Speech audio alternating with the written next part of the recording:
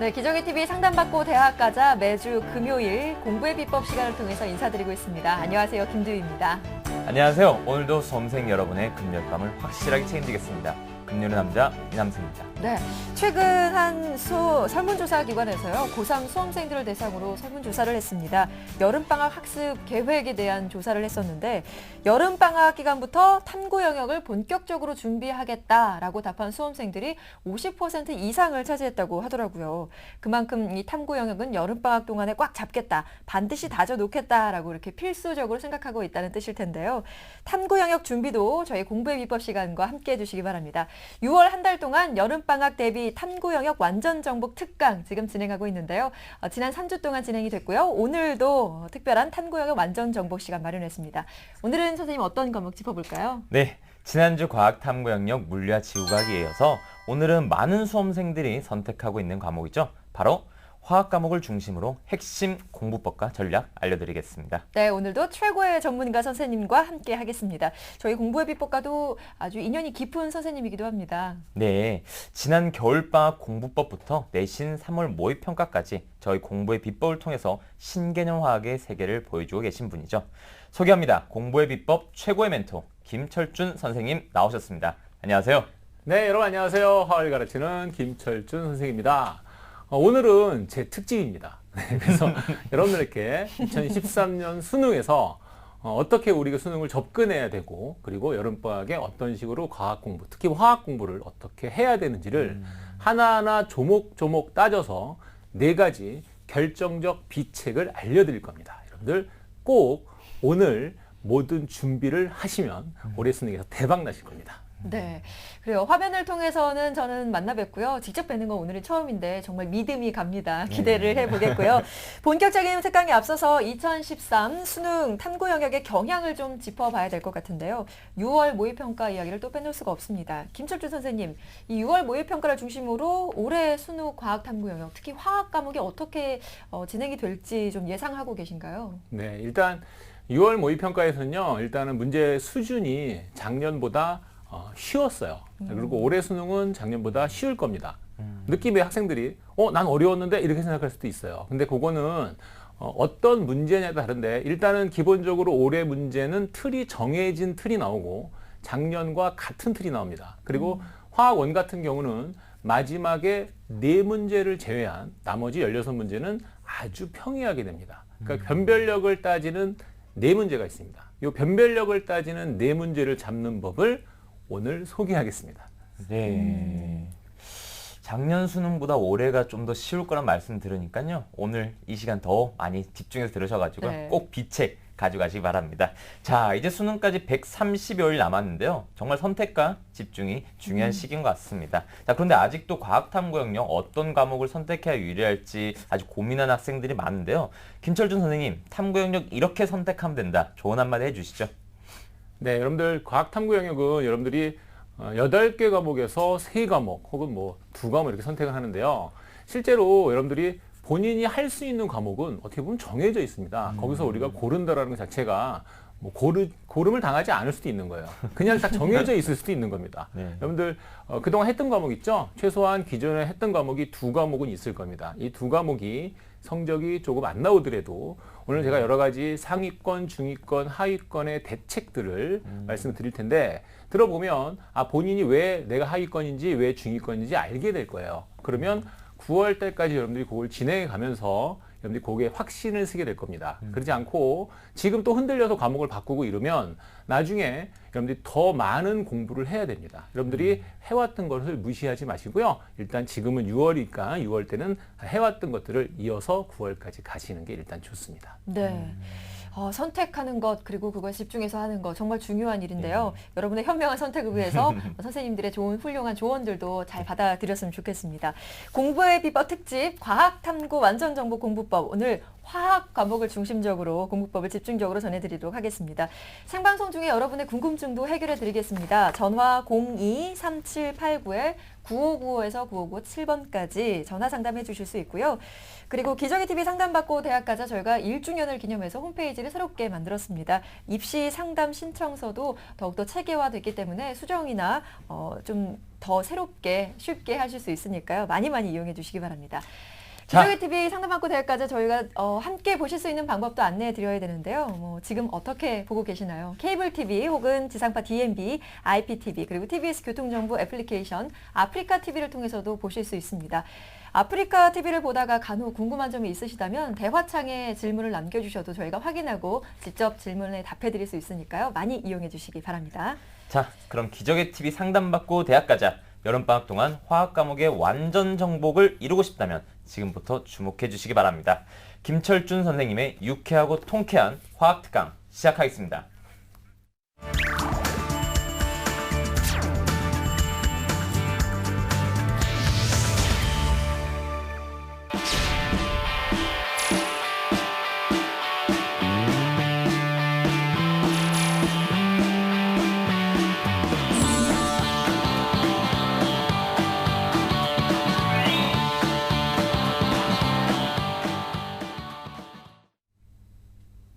네, 여러분들 우리 오늘 여러 가지 얘기를 선생님이 준비해 왔고요. 그리고 여러분들 명쾌하게 올해 수능에 관한 얘기를 할 겁니다. 여러분들 지금 여름방학이 기다리고 있습니다.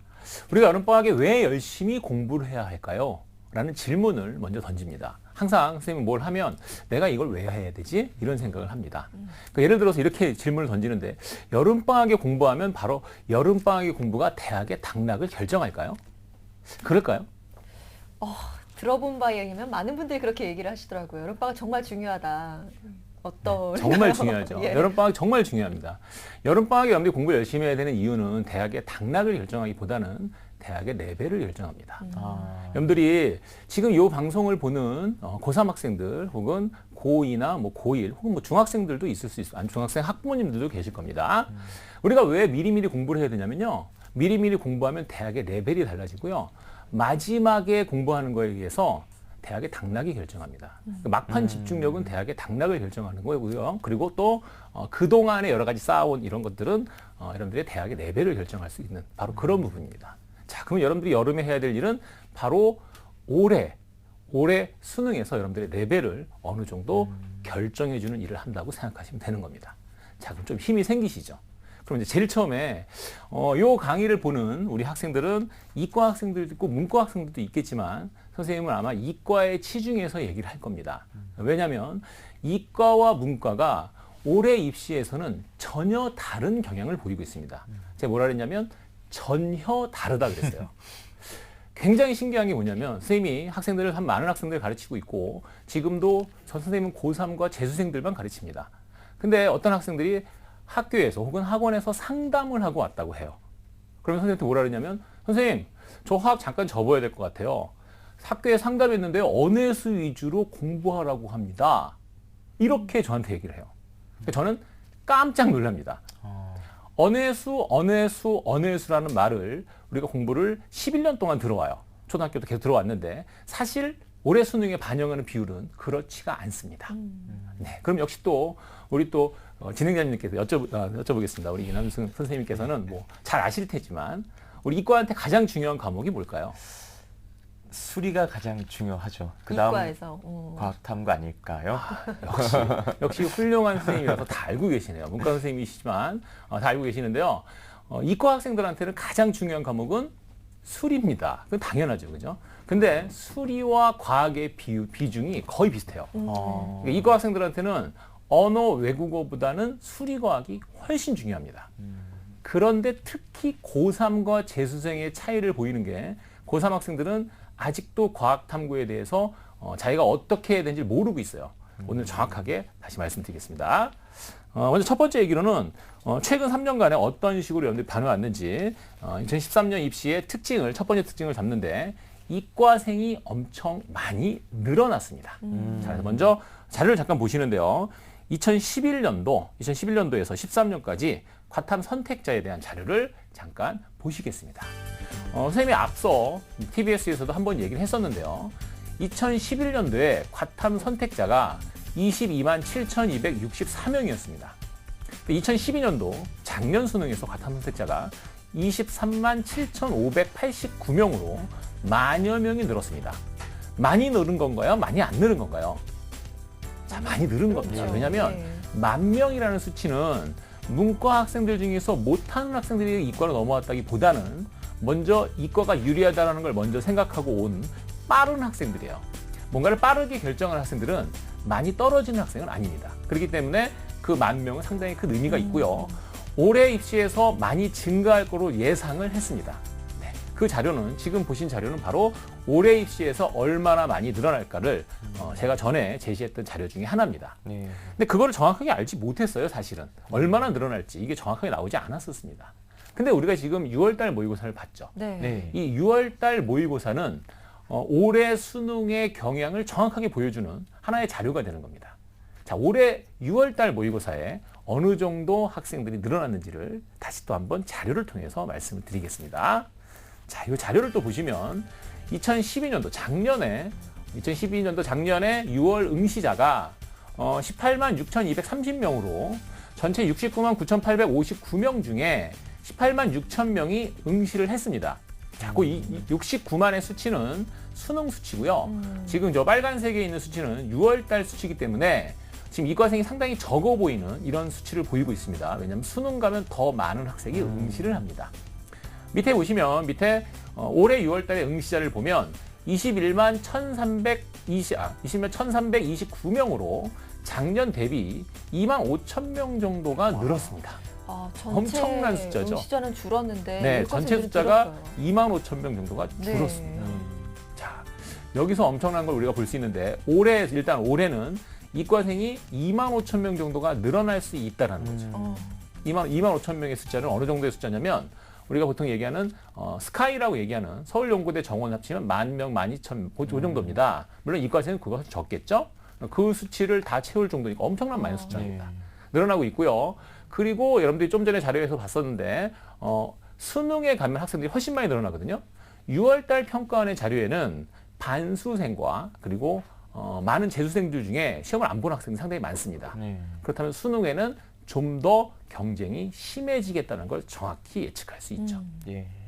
자, 여러분들 여기서 선생님이 얘기한 거 이제 일단은 먼저 처음 얘기니까 긴장해라라는 말로 이렇게 말씀을 드린 겁니다. 처음에 이제 긴장을 좀 하셔야 됩니다. 그래서 이런 걸 좀 봤고요. 그 다음에 이제 우리가 이과 학생들을 위해서 역시 또 한번 봐야 될 게 있습니다. 좀 전에 선생님이 뭐라 그랬냐면 이런 말을 했어요. 이과는 수리다음으로 과학이 중요해. 이렇게 얘기하면 저 선생님 화학 선생님이니까 과학 중요하다 얘기하나 보다. 이런 오해를 하는 친구들이 있어요. 저는요. 어떤 말을 할 때 굉장히 객관적으로 얘기하기 위해서 이 수치를 제시하는 겁니다. 그리고 여러분들이 이제 가야 되는 학교들 있죠. 일단 우리 많은 학생들이 어디 학교를 가고 싶냐라고 하면 누구나 다 학교 다닐 때 우리 다 학교 다닐 때 그런 얘기 많이 해요. 학교 다닐 때 어느 학교 가니? 가고 싶니? 그러면 우리가 어느 학교 가고 싶다고 그러죠, 보통? 흔히들 수도권의 상위권 대학을 얘기하죠. 그쵸. 특정 대학을 좀 말하기도 하지만요. 그렇죠. 특정 대학을 보통 많이 얘기하는. 예. 보통 학생들이 보통 서울대요 이런 말은 잘 안 해요. 그죠? 친구들이 서울대요 이렇게 얘기하면 따다갑니다. 쉽지 않아요. 그래서 보통 우리 학생들이 많이 얘기하는 데가 연세대학교나 고려대학교를 많이 얘기하죠. 그죠? 아무래도. 근데 올해 같은 경우에 연세대나 고려대를 갈 때 진학하기 위해서 여러분들이 준비해야 될 가장 중요한 과목 중에 하나가 바로 과학탐구입니다. 자, 역시 마찬가지로 자료를 제시하면서 같이 한번 또 보도록 하겠습니다. 먼저 보실 거 보면 우리 그 자료를 잠깐 좀 보셔야 됩니다. 자료를 보시면 우리 과학탐구에서 고려대학교 입시안을 잠깐 수시 입시안을 먼저 좀 보겠습니다. 고려대학교 수시 입시안을 좀 보시면 수시에서 1,351명을 선발하는데 그중에 60%를 우선 선발합니다. 그런데 우선 선발 기준 중에서 인문계는 언수의 1등급인데요. 자연계는 수리, 그리고 외국어, 그리고 과학탐구. 외국어와 과학탐구를 같은 비중으로 보고 있죠. 네. 자, 잠깐 또 설명을 한번 해드리겠습니다. 자, 그리고 여러분들 이제 지금 선생님이 얘기하는 오늘 주제가 두 가지 큰 주제가 있고요. 두 가지 큰 주제 중에 첫 번째 주제는 뭐였죠? 이과생이 늘어난다라는 주제입니다. 이과생이 늘어난다는 주제를 얘기했어요. 그럼 두 번째 주제가 나왔습니다. 두 번째 주제는 바로 과학이 중요하다라는 주제를 얘기하고 있는데 여러분들이 정확하게 아셔야 될 게 뭐냐면 이과 학생들한테는 문과와 다른 기준이 적용되고 있어요. 좀 전에 자료에서 그랬죠. 좀 전에 자료에서 우리 이남 선생님, 예. 우리 문과는 어떻게 해야지 기준이 됐었죠? 일단 사회가 빠졌습니다. 제가 가르치는. 언수의 1등급이었네요. 네, 맞아요. 언수의 1등급입니다. 역시. 언수의 1등급입니다. 쉬운가요? 어려운가요? 어렵죠. 상당히 어렵죠. 언수의 1등급입니다. 그런데 이과 학생들 같은 경우에 고려대 같은 경우는 수리의 1등급과 그리고 외국어 또는 과학을 두 개를 같이 놓고 이렇게 보고 있죠. 고려대 입시안의 특징이죠. 그죠? 그래서 고려대에서 수시 입시안을 이렇게 제시를 했었고요. 자, 아직 안 끝났고 고려대 정시안도 같이 한번 보겠습니다. 네. 고려대 정시안을 잠깐 보시면 일반 전형 1036명 선발을 하는데 우선 선발을 하는데요. 우선 선발에 수리 40%, 외국어 20%, 과학 40%로 과학을 외국어보다 크게 보고 있죠. 수리와 같은 수준입니다. 네. 그리고 일반 선발에서도 언어 20, 수리 30, 외국어 20, 과학 탐구 30인데 그 수치가 하나 좀 잘못됐네요. 30입니다. 어쨌든 수리라 과학을 같게 보고 있습니다. 자, 지금 선생님이 이렇게 얘기했어요. 고려대 같은 경우는 수리가 가장 중요하고 그 다음에 외국어 과학은 같구나. 이렇게 여러분들이 보시면 되겠습니다. 자, 그렇다면 또 하나의 우리가 또 여러분들 이상을 또 꿈는 학교 중에 하나인 연세대 입시안을 보겠습니다. 근데 여러분들 선생님이 보여주는 두 가지 대표적인 예를 보여주는데 이 두 가지 예가 이 두 가지 대학만 국한되어 있는 게 아니고요. 다른 대학들도 다 비슷합니다. 선생님이 특정 학교를 얘기한다고 해서 여러분들이 저 학교만 우리가 다른 학교인데 그런 게 아니고요. 여러분들한테 정확한 자료를 대표적인 예로 제시해 드리는 겁니다. 자, 일단은 연세대 입시안을 잠깐 또 보겠습니다. 연세대 입시안에 보면 수시 입시안에서 일반 전형에서요 1140명을 선발하는데 70%를 또 우선 선발을 합니다. 기준이 인문계는 언수의 1등급이고요. 그리고 자연계는 수리 과학 탐구 1등급입니다. 자, 여러분들 다시 한번 또 칠판을 보시겠습니다. 요번에 보니까 아까는 외국어랑 과학을 같게 놓고 봤었거든요. 근데 여기서 이제 외국어 가고 이제 과학을 상당히 중요하게 보고 있습니다. 네. 이런 식으로 과학 탐구가 상당히 중요함에도 불구하고 대부분의 학생들은 과학 탐구 나중에 하면 되지. 이런 생각들을 굉장히 많이 합니다. 나중에 한다는 건요, 내년이 될 수 있어요. 그러면 안 되죠. 올해 끝내야 됩니다. 그러려면 여러 가지 준비를 해야 되겠죠. 여기서 여러분들 잠깐 우리 대학에서 지금 그 우선 선발을 얘기하고 있는데 이 우선 선발이라는 게 그렇게 쉬운 게 아니에요. 자, 어떤 경우냐면 우리 언수의 1등급을 아까 얘기했죠. 거기 아까 퍼센티지가 나왔었습니다. 네. 언수의 1등급이 몇 퍼센트였냐면 1.1%의 학생들밖에 안 됩니다. 수리과학 1등급이요. 1.5%밖에 안 됩니다. 와. 그러면 다시 또 이렇게 또 질문을 한번 할 필요가 있겠네요. 그죠? 그러면 수리 1등급이 많을까요? 아니면 과학탐구 1등급이 많을까요? 누가 많을까요? 탐구 1등급이 많지 않군요. 자, 여러분들이 정확히 아셔야 되는 게 있습니다. 수리 1등급은요. 어차피 1등급은 4%이기 때문에 수리 1등급은 어차피 4%입니다. 과학탐구는요. 두 과목이 1등급이기 때문에 한 과목 4%에 또 4%를 더하면 두 과목 1등급 맞는 학생들은 2%가 안 될 수 있어요. 우리 보면 과학탐구 두 과목, 세 과목 해봐야 실제 한 과목 1등급 맞고 두 과목 2, 3등급으로 떨어집니다. 과학탐구 두 과목 2등급, 1등급 맞는 거 상당히 어렵습니다. 수리 1등급보다 과학탐구 1등급이 훨씬 어려워요. 이유는 뭘까요? 이유는 시간 투자를 안 하기 때문입니다. 네. 시간 투자를 안 하는데 어떻게 잘할 수 있냐고요. 자, 우리 이렇게 한번 생각해 봅시다. 우리 남학생들 뜨개질 잘합니까? 잘하는 학생도 있어요. 특이하게. 근데 이제 대체로 못 하겠죠. 그죠? 뜨개질이 엄청 어려워서? 아니, 해본 적이 없으니까. 마찬가지예요. 과학탐구 엄청 어려워서? 아니, 해본 적이 없는데 어떻게 잘해요? 말이 안 되는 거죠. 그러니까 실제로 수리 1등급을 맞는 건 굉장히 어렵고 상당히 중요한 일입니다. 당연히 수리에 많은 시간을 투자하셔야 돼요. 근데 과학탐구에서는 학생들이 어떤 차이가 있냐면 수리는 많은 시간을 투자하고 많은 공부를 하고 그리고 많은 연습을 통해서 고득점을 얻습니다. 과학탐구는 아주 중요하다는 얘기는 들었는데 중요하게 생각하진 않고요. 시간을 투자하진 않아요. 그리고 점수가 오르길 바랍니다. 이게 과학탐구의 현실이에요. 그래서 여러분들이 과학탐구에다가 일단은 시간을 많이 투자할 준비를 하라는 게 역시 두 번째에서 아주 중요한 얘기가 되겠죠. 자, 하나 더 남은 자료가 있습니다. 연세대학교 정시입시안도 마저 보시면 여러분들의 입시안을 정확히 볼 수 있을 것 같습니다. 연세대 정시입시안을 보면 역시 정시입시안도 980명을 선발하는데 그 중에서 우선 선발을 하는 인원이 70%나 됩니다. 그리고 언어, 수리, 외국어, 과학 중에 수리과학을 똑같은 비중으로 하고 있고요. 아주 특이한 게 물리화학 한 과목을 반드시 포함하라라는 얘기를 하고 있습니다. 자, 여기서 또 하나 여러분들도 한번 짚고 넘어가야 될 게 있습니다. 자, 여러분들 왜 물리화학 둘 중에 하나를 반드시 하라 이렇게 얘기할까요? 이유는? 자, 여러분들 대학에 여러분들이 진학했을 때 대학에서 고등학교 과정을 그대로 갈 수 있는 과목이요. 물리화학이 상당히 커요. 그렇기 때문에 굉장히 중요합니다. 문과학생들은 물론 이과학생들이 많이 보고 있겠지만 문과학생들은 고등학교 때 사회 과목을 물론 잘하면 가장 이상적이지만 혹시 안 하더라도 대학교 가서 설명하면 따라갈 수 있어요. 근데 선생님이 많은 제자들 지난주에도 뭐 서울대 학생들 4명을 같이 뭐 얘기할 일이 있어서 같이 밥 먹으면서 얘기했는데 학생들이 공통적으로 하는 얘기가 뭐냐면 선생님 우리 고등학교 때 배웠던 것 중에 화학2가 가장 링크가 많이 돼요. 당연하지. 화학2는 대학교 일반화학과 완전 링크입니다. 오히려 대학교 일반화학이 쉽다고 하는 학생들도 있어요. 그러니까 그만큼 과학 과목 중에 물리화학이 중요하다는 얘기죠. 여기서 선생님이 물리화학을 무조건 하라는 얘기는 아니에요. 왜냐하면 본인이 안 되는데 대학을 일단 가는 게 목적이지 가서가 중요한 건 아니잖아. 그죠? 어쨌든지 중요하기 때문에 대학에서 과학을 많이 반영을 하는 겁니다. 대학이 그냥 반영하는 게 아니고요. 그리고 선생님이 연고대 입시안과 서울대 입시안을 잠깐 비교하면 재학생들은 고3들은 서울대 가는 게 상당히 유리합니다. 잘하는 학생들 얘기하는 거죠. 서울대는 80% 수시 모집하는 거 아시죠? 재수생들은 안 뽑겠다는 거예요, 거의. 연고대는 재수생들이 상당히 유리하죠.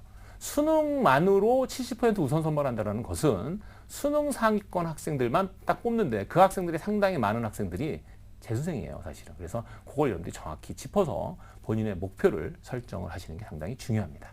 네. 과학의 중요성 계속해서 말씀해주고 계신데요. 이렇게 중요함에도 불구하고 시간 투자는 많이 안 하는 게 우리 학생들 일반적인 이 성향일 것 같은데요. 성적은 사실 좀 정직한 편입니다. 얼마만큼 투자를 하고 신경을 쓰느냐에 따라서 그 보답을 할 테니까 여러분 좀 정직하게 공부를 할 수 있는 자세를 좀 가지셨으면 좋겠고요. 지금 연세대와 고려대 입시안을 좀 살펴봤습니다. 뭐 과학탐구 영역이 정말 언수에 못지않게 오히려 더 중요할 수도 있다는 말씀 저희도 확인할 수 있었는데요. 연세대나 고려대처럼 일반 대학들도 이 흐름에 맞게 따라갈 것 같은데 다른 대학들 상황도 좀 더 설명해 주시면 좋을 것 같아요. 네, 제가 뭐 준비해서 여러 가지 자료를 준비해서 가져온 건 아니고요.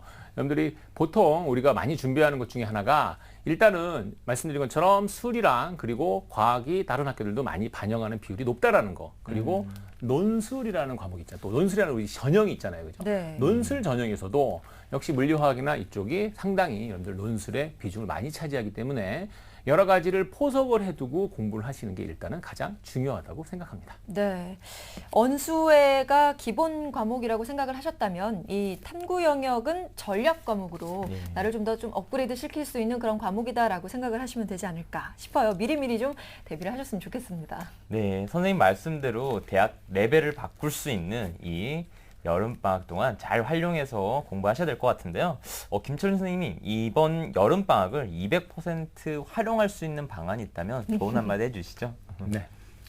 일단은 여러분들이 자신의 위치를 정확히 아셔야 되겠죠? 내가 나를 모르는데 누가 조언을 해주겠습니까? 일단 내가 나를 알아야지만 누구의 조언도 받아들일 수 있을 겁니다. 일단은 그 등급 컷을 통해서 여러분들 6월달 모의고사는 대체로 많이 다 봤을 테니까 등급 컷으로 상중하를 정해놓고 같이 한번 얘기하도록 하겠습니다. 먼저 간단하게 CG를 잠깐 보시면서 자료를 잠깐 보시겠습니다. 우리 보면 작년 6월달 모평에서 봤을 때는 47점이 1등급이었고요. 작년 수능도 47점이 1등급이었고요. 올해 6월달에는 한 44점 1등급이었습니다. 점수가 떨어졌네요. 네. 그거 역시 학생들이 공부를 못해서 그런 게 아니라 변별력을 가리는 문제가 두세 문제가 좀 더 어려워지면 1등 컷이 떨어지는 겁니다. 올해 수능에서는 47점을 예상할 수 있습니다. 47점이라고 보시고 공부하시는 게 좋겠고요. 선생님 오늘 강의에서 상중하를 나눌 텐데요. 상은 6월달 모평을 기준으로 했을 때 40점 이상, 즉 1, 2등급을 상위권 학생이라고 생각하고 말씀드릴 거고요. 그리고 중위권은 3, 4등급을 28점 이상 3, 4등급을 역시 중위권이라고 생각하고 말씀드릴 겁니다. 자, 그렇다면 제일 처음에 상위권 학생부터 하나씩 또 짚어드리겠습니다. 일단 상위권 학생들, 자, 이 두 번째 주제가 될 텐데요. 두 번째 주제는 과연 어떤 식으로 수준별로 공부해야 되냐라는 거예요. 수준별로 어떤 식으로 공부해야 되냐를 주제로 잡겠습니다. 먼저 상위권 학생들 어떻게 해야 되냐면 40점 이상. 자, 이런 겁니다.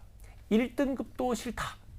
만점을 노려라라는 네. 겁니다. 자, 올해 수능에서 여러분들 1등급도 싫어. 만점을 반드시 노려야 됩니다. 선생님 1등급과 만점이 다른가요? 다르죠. 여러분들 47점이 1등급 컷일 확률이 상당히 높아요. 근데 48점과 만점이 또 있죠. 만점을 맞으세요. 아까 앞쪽에 자료에서 수리랑 과학이 1등급인 학생 도대체 우선 선발로 어느 정도로 대학 가는지 감이 안 오실 거예요. 한 명의 예를 들어드리겠습니다. 작년에 선생님 가르쳤던 학생 중에 수리 과학 1등급을 맞은 학생이 특정 대학을 얘기하겠습니다. 한양대학교 기계공학과에 합격을 했어요. 자, 이건 잘 간 걸까요? 아니면 자기 수준에서 좀 못 간 걸까요? 일단 점수대를 생각했을 때 느낌이 아직 안 오시죠? 어떤 것 같아요? 글쎄요, 원하는 쪽으로 진학한 게 아닐까 싶은데. 그 본인이 물론 원하는 학교일 수도 있죠. 네. 근데 이제 그걸 떠나서 이제 학교의 레벨이라는 거는 저희가 뭐 감히 막 얘기하는 게 아니라 통상적으로 있는 수치이기 때문에 말씀을 드리는 겁니다. 여러분들 뭐 여기서 뭐 특정 학교를 얘기하고 이렇게 생각하시면 안 되는 거고요. 그 학생은 한양대 기계공학과는 좋은 학과를 갔습니다. 근데 다른 친구들한테 물어보면 다 대부분 아는데요. 너 연고대 가지 왜 거기 갔어? 이렇게 얘기합니다.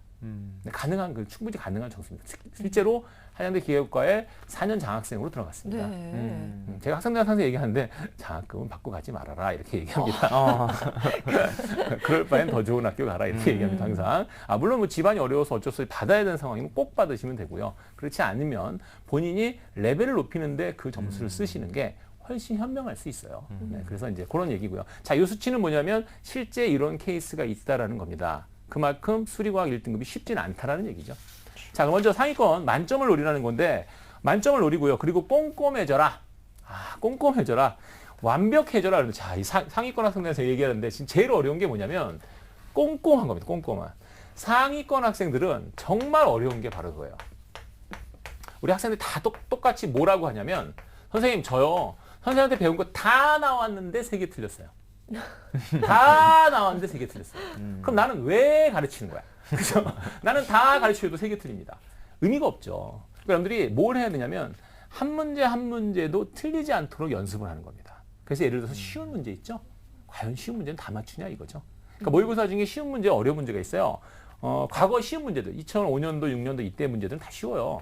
그 문제들을 풀면서 다 맞춰보는 연습을 합니다. 한 번도 다 맞지 못한 학생은 절대 다 맞기 어렵습니다. 일단은 다 맞는 걸 한 번이라도 경험하셔야 되고 꼼꼼함이라는 게 상당히 어렵습니다. 실제로 선생님 뭐 다들 아시겠지만 살면서 똑똑하는 게 오히려 쉬워요. 똑똑하고 공부 잘하는 건 쉬운데 꼼꼼한 건 더 어렵습니다. 상위권 학생들 분명히 얘기하지만 꼼꼼한 연습을 하시고요. 그 방법들도 여러 가지 방법들이 있어요. 뭐 문제를 풀 때 주석을 달고 선생님의 주석과 맞춰본다든지 여러 가지 제시되는 방법들이 사실 있어요. 여러분들 공부할 때 그냥 여러분들 문제 풀지 마시고요. 문제에다 항상 표시를 해서 이 문제를 어떻게 풀었구나라는 걸 표시해보고 자기 푼 게 선생님하고 매치를 시켜야 되는데 대부분 학생들은 문제를 풀고 답이 맞추면 난 알아. 뭘 알아요? 좀 이따 선생님이 문제 하나 제시합니다. 문제 제시할 때 문제를 보면 여러분들 어떻게 이런 점이 있구나라는 걸 알 수 있습니다. 자, 상위권 학생들의 얘기였고요.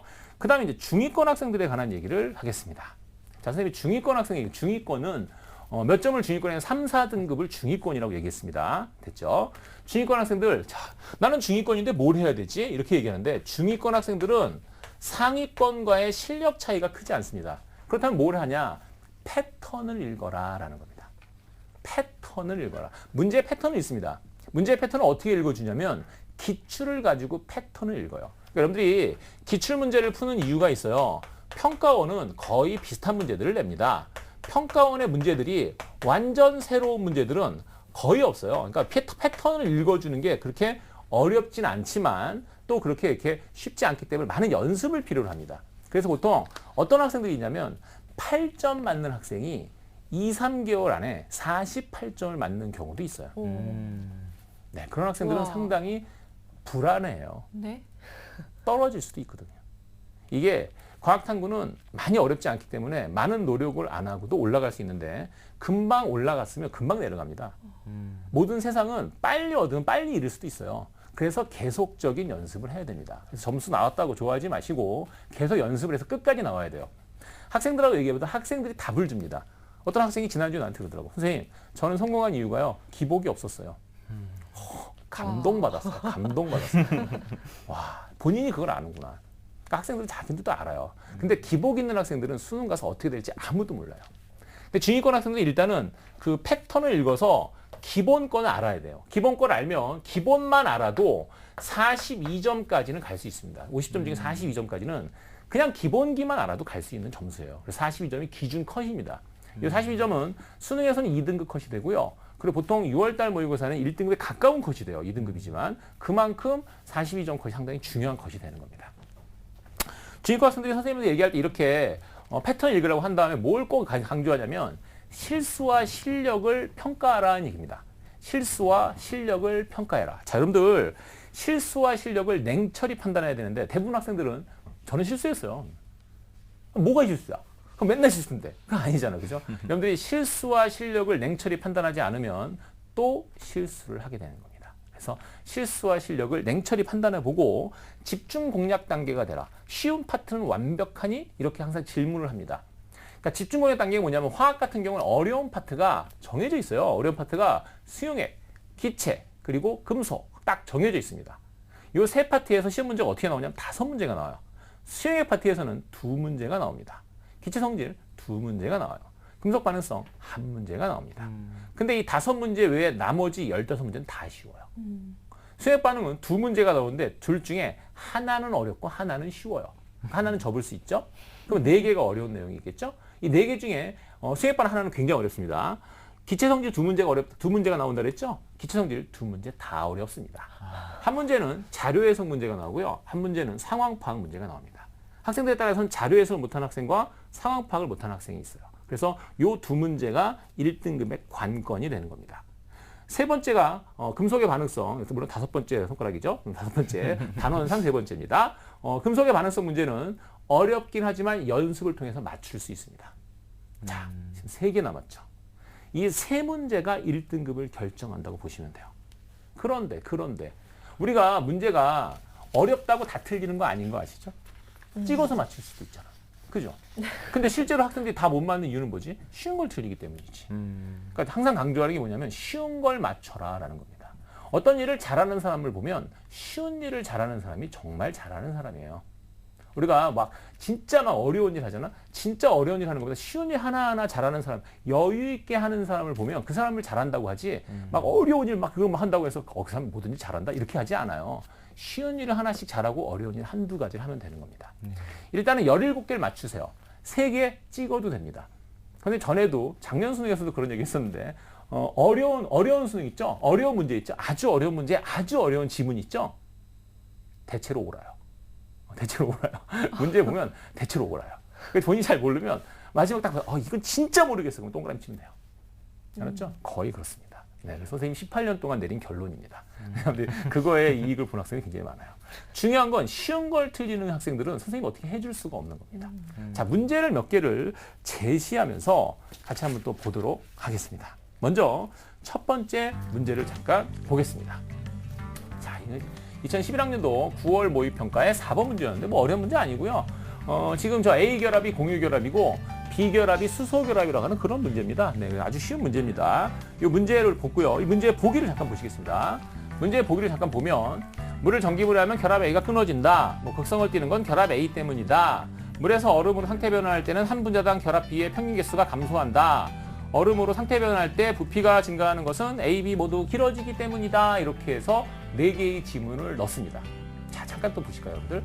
선생님이 얘기할 때 이런 말을 합니다. 자, 문제를 보는데 문제에서 지금 원래 우리 문제에 보면 기역, 니은, 디귿으로밖에 수능이 안 나와요. 1, 2, 3, 4 제시형 말고는 기역, 니은, 디귿 형태밖에 안 나옵니다. 근데 선생님 지금 리을까지 이렇게 만들어 놨어요. 이게 왜 그러냐면 기역, 니은, 디귿으로 나와 있는 경우에는 보기 선택을 가지고 답을 구할 수 있어요. 좀 이따 다시 한번 자료를 또 볼 텐데요. 이게 뭐냐면 이 기역, 니은, 디귿 형태의 보기는 내봐야 거의 뻔해요. 1번 기역, 뭐 2번 니은, 뭐 3번 뭐 기역, 디귿, 뭐 4번에 뭐 니은, 디귿 뭐 이렇게 내겠죠? 뭐 5번까지 여기다 쓰면 5번은 기역, 니은, 디귿 뭐 이렇게 낼 겁니다. 문제 낸다면. 근데 이렇게 냈을 때 특징이 뭐냐면 기역이 아니야. 네. 답은 둘 중에 하나네. 이렇게 가는 겁니다. 그러니까 사실은 보기 3개 중에 하나만 정확하게 알아도 정답률이 50%가 되는 거예요. 엄청난 일이 생기는 거죠. 그죠? 마찬가지입니다. 아, 난 니은이 아닌 건 확실한데 척척척 역시 둘 중에 하나가 답이 되는 거예요.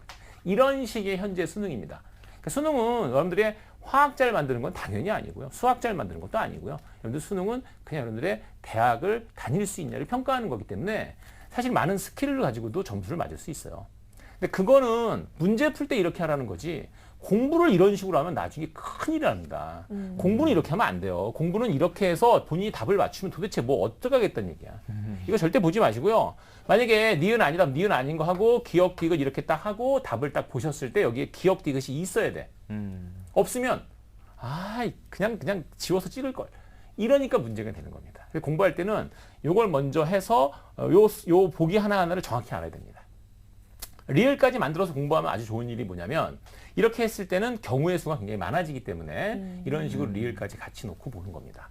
실제로 기역, 니은, 디귿을 했을 때 선생님이 제시하는 얘기 중에 이런 게 있어요. 기역, 니은, 디귿으로 만들 수 있는 보기를 선생님 다 써볼게요. 네. 몇 가지가 있을까요?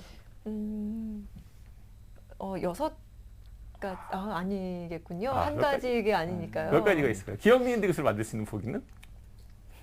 네, 제가 너무 어려운 걸 물어봤습니다. 죄송합니다. 수리형으로 죄송합니다. 땀이 흐르고 있습니다. 자, 그래서 일단 가능한 건 7개가 가능하죠. 자, 뭐가 있냐면 일단은 하나만 고르는 기역, 또 니은, 디귿 이런 보기가 있습니다. 만들 수 있는 보기가 어차피 정해져 있어요.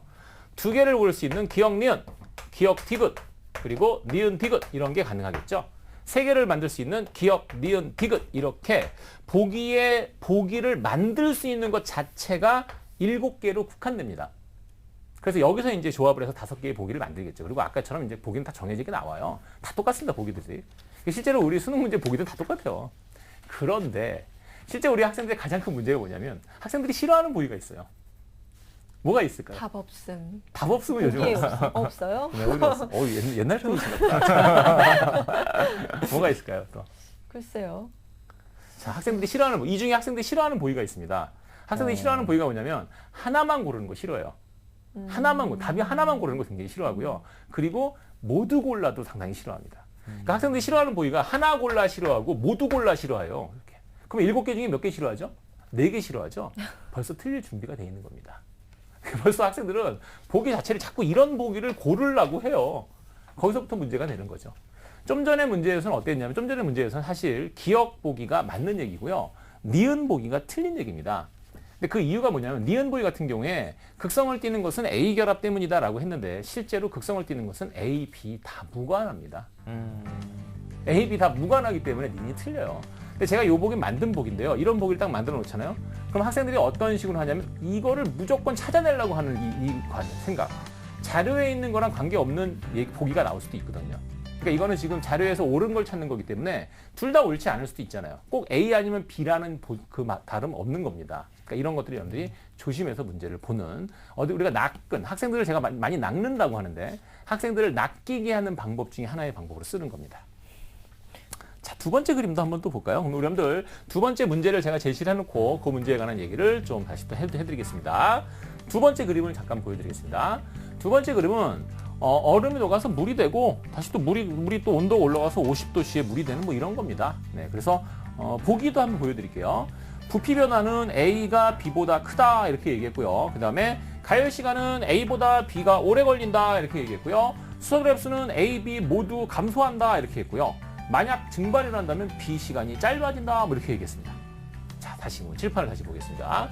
자, 무슨 말인지 여러분들 아직 빨리빨리 선생님이 봤기 때문에 우리가 지면을 보고 있는 게 아니기 때문에 모를 수 있어요. 그래서 이렇게 합시다. 0도씨지. 0도씨의 얼음, 0도씨의 물, 0도씨의 50도씨의 물이 있습니다. 근데 여기 보기 중에 우리 대부분 이제 공부를 하는 학생들은 대부분 아는 게 50도씨의 0도씨의 물이 0도씨의 얼음이 0도씨의 물이 될 때의 부피 변화와 0도씨의 물이 50도씨의 물이 될 때의 부피 변화와 언제가 부피 변화가 클까요? 과연? 언제가 클까요? 당연히 여기가 부피 변화가 커요. 얼음이 물이 되면 약 8%의 부피 변화가 생깁니다. 상당히 크고요. 우리가 물을 끓인다고 해서 물의 온도가 올라가면서 막 물이 막 엄청 커지고 이런 일은 안 생겨요. 그러니까 여기서는 부피 변화가 작고요. 이쪽이 부피 변화가 큽니다. 이 정도는 대부분 학생들이 낚이지 않아요. 근데 학생들이 가장 많이 낚이는 보기가 리을 보기예요. 리을 보기가 바로 뭐냐면 이런 거거든요. 여기 지금 이제 물을 내가 끓이는데 물을 이렇게 열을 가합니다. 물에다가 열을 가해서 이렇게 끓이는데 열을 가했을 때 뚜껑을 닫지 않고 뚜껑을 열어놨어요. 그럼 더 빨리 끓으냐 늦게 끓으냐 이런 질문을 했을 때 학생들이 많이 낚이더라는 얘기입니다. 또 역시 또 질문, 선생님께 질문을 또 해드리겠습니다. 네. 빨리 끓을까요? 늦게 끓을까요? 똑같을 것 같습니다. 똑같을 것 같습니까? 자, 좀 어려운 질문이었나요, 역시? 자, 학생들이 거의 대부분 많이 낚이는데 어떤 생각들을 많이 하냐면 학생들은 더 빨리 끓는다라는 생각들을 굉장히 많이 해요. 그래서 물어봐요. 너네 왜 그렇게 생각하니? 그럼 학생들이 뭐라 하냐면 선생님, 물이 증발하면 물의 양이 줄어드니까 물의 양이 줄어들면 빨리 끓잖아요. 이렇게 얘기하는데 우리 집에서 라면 안 끓여 먹습니까? 근데 라면 끓여 먹을 때 뚜껑을 덮고 끓입니까? 열고 끓입니까? 덮어야지 물이 빨리 덮어야지 빨리 끓더라고요. 끓지, 당연히. 덮어야지 빨리 끓지. 근데 왜 학생들이 그런 생각을 하냐면 자기의 경험을 전혀 생각하지 않고 단편적으로 하나만 꽂히는 겁니다. 그래서 물이 증발하면 양이 주니까 빨리 끓지 이렇게 생각하는데 실제로 물이 증발을 하잖아요. 이 증발하는 기화열이 엄청 큽니다. 이 기화열이라는 건 흡열이기 때문에 온도를 낮춰요. 그렇기 때문에 열을 가해줘도 물이 기화되면서 열을 가져간단 말이에요. 그러니까 물이 안 끓지 당연히. 지금 내가 이렇게 얘기하면 여러분들 다 이해하죠. 맞아. 라면 끓일 때 우리 뚜껑 덮고 끓이는 게 빨리 끓잖아. 이렇게 이해하는데도 불구하고 학생들은 꼭 이런 문제를 냈을 때 낚이는 학생들이 대부분이라는 얘기입니다. 그래서 이런 식으로 본인이 생각하는 게 굉장히 중요합니다. 자, 그럼 여러분들이 할 일이 역시 뭐냐면 실수를 방지하고 이렇게 하는 것들이 상당히 중요합니다. 네. 자, 여러분들 하위권 학생들이 역시 또 있어요. 하위권 학생들의 얘기를 또 같이 한번 잠깐 짚어드리고 보겠습니다. 선생님이 하위권 학생들 얘기할 때 뭐라고 하냐면 자, 상위권 뭐라 그랬지? 꼼꼼하자 이렇게 얘기했습니다. 그죠? 중위권 패턴을 읽어라 이렇게 얘기했습니다. 하위권은 뭘 해야 되냐면 하위권 아쉽지만 포기해도 좋습니다. 자, 포기해도 좋습니다. 이렇게 선생님이 얘기합니다. 선생님 저 그래도 할 수 있어요 라고 하는데 그럼 해야지. 그럼 해야지. 근데 중요한 게 뭐냐면 포기하는 학생들이 있는데 자, 이렇게 질문합니다. 화학을 못해요. 포기하고 싶어요. 그러면 생물은 잘하니? 지구과학은 잘하니? 수리는 잘하니? 언어는 잘했니? 아니면 해본 적은 있니? 이렇게 물어봅니다. 쉽게 내가 뭐라 하냐면 이렇게 물어봅니다. 화학원에서 제일 쉬운 파트가 탄화수 유도체예요. 네, 학생들은 어려워해요. 선생님이 이렇게 얘기하지만 학생들은 어려워요. 근데 왜 쉽다고 얘기하냐면 거기 파트들은 문제를 어떻게 내냐. 문제가 외우면 답이에요. 외우면 답이라는 건 뭐냐면 노력을 해서 풀 수 있다는 얘기죠. 우리가 많은 머리를 굴려서 하는 것과 노력해서 할 수 있는 게 있다면 노력해서 하는 걸 안 해본 친구들이 과연 포기할 자격이 될까? 되지 않습니다. 탄화수를 외웠는데도 안 되면 그러면 포기하세요. 탄화수 유도체만 잘 외워도 30점대는 나옵니다. 중위권 가죠. 그럼 상위권 금방 갑니다. 이렇게 가는 거예요. 그래서 선생님이 얘기하는 게 뭐냐면 자, 포기해도 좋지만 대신 대안은 있어라. 선생님이 꼭 화학을 하라는 얘기가 아니에요. 생물이나 지구과학 다 관계없어요. 뭐든지 해도 관계없지만 대안이 없다면 여러분들 대안이 없다면 포기를 하지 말고 단계를 밟아라.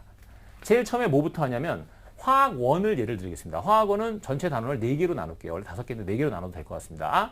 일단 탄화수 유도체 이 뒷파트, 가장 마지막 파트를 먼저 공부하세요. 그게 첫 번째입니다. 그래서 일단 개념을 확실히 끝내면 여러분들 42점까지 갈 수 있습니다.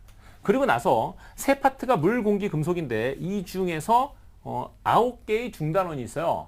근데 9개의 중단원 중에서 실제로 어려운 단원은 3개입니다. 앞서 얘기한 수용액, 기체, 그리고 금속 반응서 3단원이에요. 즉 9개의 중단원 중에 6개의 단원을 먼저 잡으세요. 순서입니다. 탄화수 잡으시고요. 그 다음에 9개의 중단원 중에 6개 단원을 잡으세요. 그럼 3단원 남죠? 이 3단원을 5문제 중에 1문제는 쉬워요. 수용액 중에 1문제 쉽다고 그랬어요. 4문제가 남습니다. 벌써 40점 됩니다. 이렇게 가는 거예요. 그러니까 여러분들이 공부라는 게 방법이 있어요.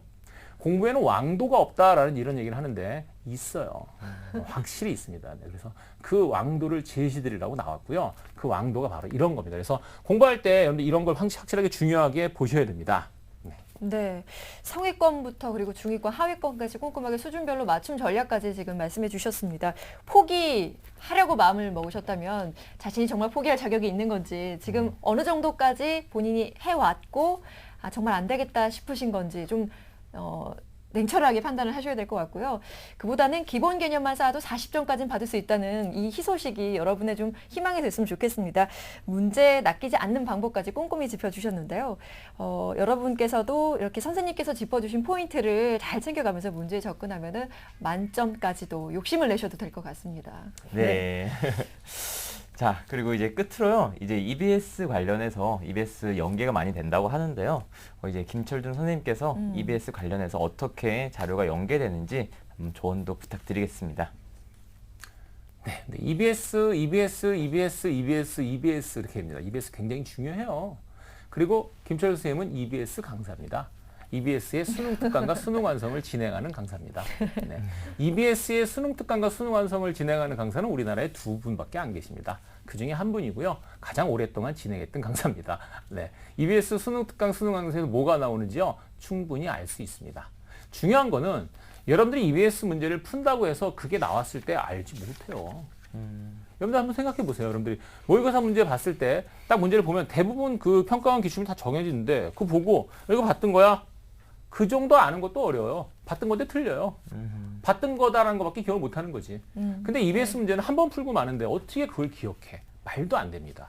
실제로 상당히 어렵죠. 자, EBS의 연계율을 얘기하는데 연계율 70%는 별로 무섭지 않아요. 연계율 100%도 무섭지 않아요. 근데 EBS에서 굉장히 무서운 건 뭐냐면 EBS에 나온 개념을 낸다라. 이 개념이라는 건 개념책에 나와 있는 얘기가 아니라 EBS 문제 중에 있는 개념을 수능에 냈을 때 그 중에 특이한 개념을 냈을 때가 무서운 겁니다. 왜냐하면 수능이라는 거는 교육 과정에 대한 얘기를 해야 되는데 물론 EBS의 개념이 교육 과정에 어긋난다는 얘기는 아니지만 어떻게 보면은 EBS 책이 교과서가 되는 현실이기 때문에 그게 무서운 겁니다. 그렇다면 어떤 식으로 공부하는 게 가장 현실적인가요? 일단 시간이 되는 학생들은 EBS 교재를 다 풀어보시는 게 좋습니다. 근데 교재만 푸는 걸로는 안 되고요. EBS 강의를 좀 들으셔야 돼요. 근데 중요한 게 뭐냐면 EBS 강의를 다 듣는다는 게 쉽지가 않아요. 예를 들어 만약에 화학을 예를 들어 줄게요. 화학 같은 경우 선생님이 맡은 강의가 수능 개념 그리고 수능 완성 뭐 이런 게 쭉 있습니다. 수능 특강, 수능 완성 이런 게 있는데 그거 다 합치면 100강도 훨씬 넘어요. 언제 다 봅니까? 자, 선생님이 이렇게 제시해 드리겠습니다. 일단 시간에 여유가 있는 학생들. 저는 꼭 1등급 만점을 맞겠습니다. EBS 강의를 다 보실 수 있으면 보세요. 아니면 정리하는 강의를 보셔도 됩니다. EBS 정리하는 건 선생님 강의가 또 있어요. 그리고 시간이 부족한 학생은 선생님이 굉장히 특이한 걸 하는데 수능 특강의 가장 마지막 2강에서 EBS 수능 특강의 특이한 문제 25문항을 풀어줍니다. 따로 모아서요. 수능 완성이 더 중요한데 수능 완성은 지금 강의를 진행 중이라서 아직 안 끝났어요. 이건 3강, 마지막에 3강에서 수능 완성에서 핵심 문제 56문항을 풀어줍니다. 그 정도만 보셔도 여러분들의 수능에서 엄청난 효과를 보실 수 있을 겁니다. 네. 네.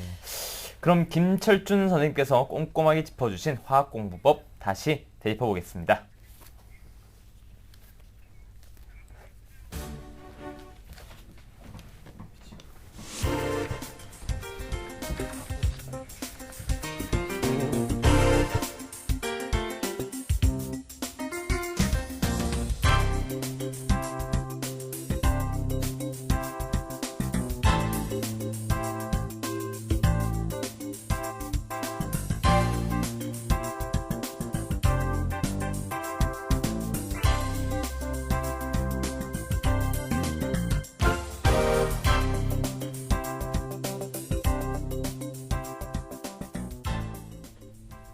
네, 기저귀 TV 상담받고 대학 가자 이번 6월 한 달 동안 과학탐구 영역 그리고 사회탐구 영역, 탐구 영역의 특강을 저희가 준비해서 여러분의 공부법 꼼꼼히 챙겨드렸는데요.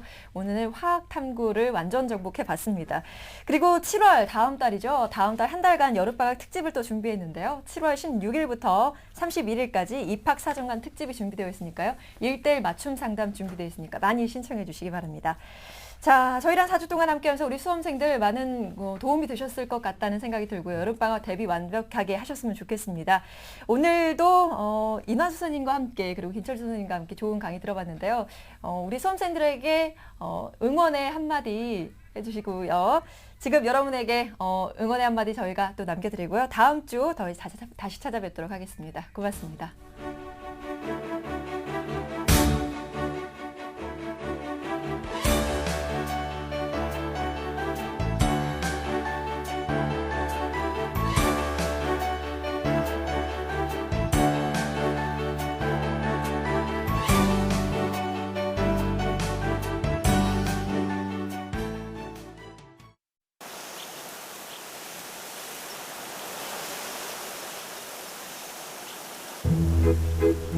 누렇게 변한 마음을 새파란 바위에 내려놓았더니 걱정은 땅속으로 숨어들고 파란 새날이 피어났습니다. 난 더 새로워질 것입니다. 긍정, 내 안에 있습니다. 현대그룹